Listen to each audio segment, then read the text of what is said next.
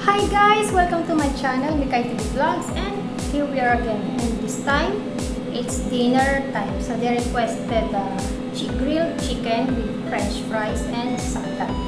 So as of now, ito yung gagawin ko. So kailangan natin magmadali at walang marination na mangyayari. So let's do this! For our brine guys, let's add 4 cups of water. Then we have your onion, star anise, bay leaves, garlic, and black pepper, dark soy sauce, salt, and just mix it. And let's boil it. So while boiling, let's cut our chicken.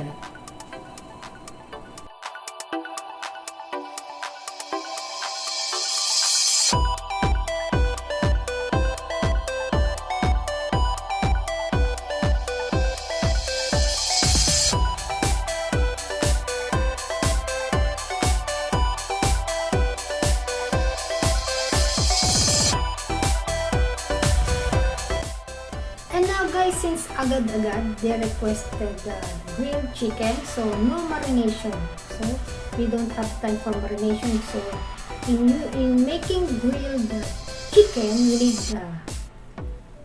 to marinate it for at least overnight or 24 hours. But now, immediately we're going to grill it. But on how I'm going to do it? By boiling it. So let's start. So let's boil our chicken for about just 15 minutes.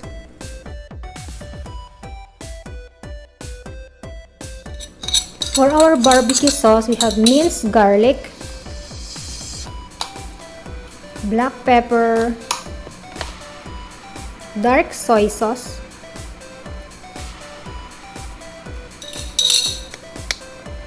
cooking oil,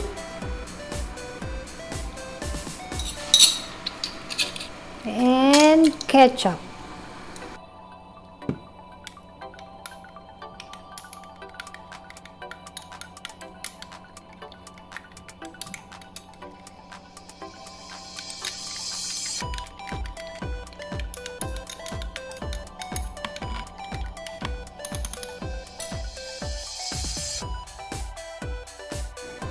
Then spread evenly to our chicken. Since they want grilled chicken immediately, so we don't have charcoal. I am going to grill this in our oven.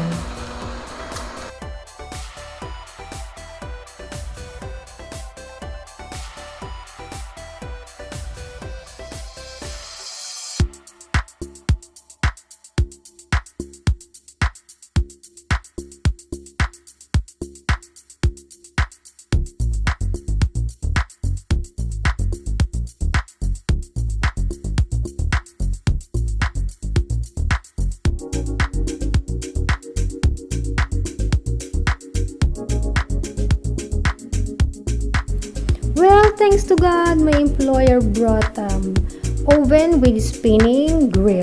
So much better.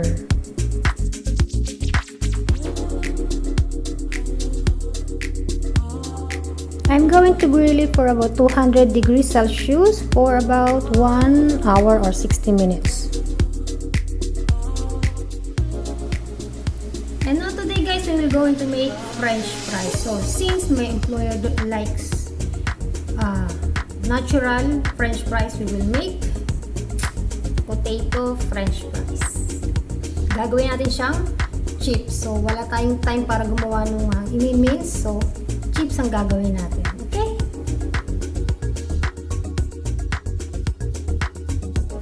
Just cut the potatoes in thin slices.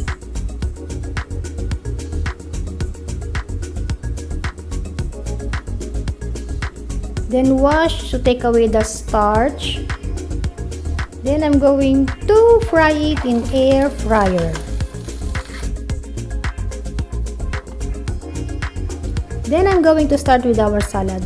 About this sauce of our salad, it should be pomegranate, molasses, but we don't have. On how I'm going to do it, about the alternative, so it's about this. So we have lemon, olive oil,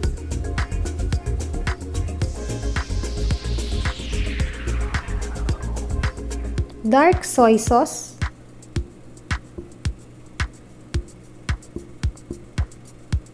black pepper, and I put some honey. So it depends, if you want to become sweet, you can put more. If not, add a little bit more on lemon. It's because we don't have pita bread, so tortilla ang gagamitin natin. Tapos ito toast natin sa oven with olive oil. By the way guys, they called this salad fattoush salad. Kung bakit fattoush, well, I don't know. Paki-google na lang. Nakita ko lang kasi ito sa Google. So, it's easy I think, and we have available ingredients. So, I decided to make it today.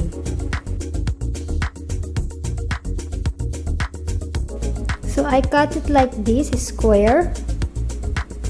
Then later, we're going to put olive oil and I'm going to toast it in our oven. Just lightly brown.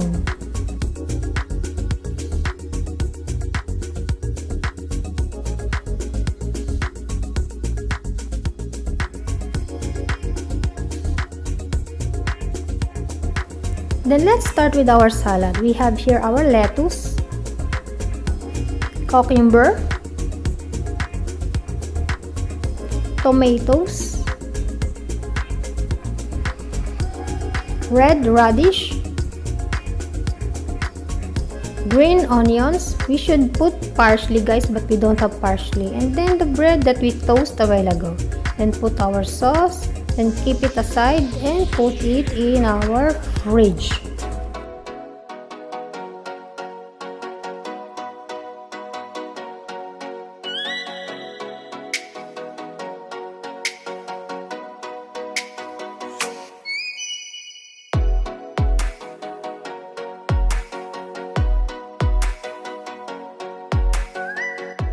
And before serving guys, we have to put sumac.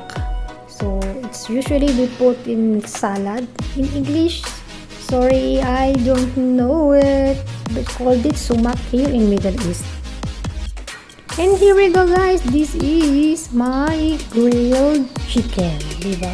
It's easy. And then our potato chips.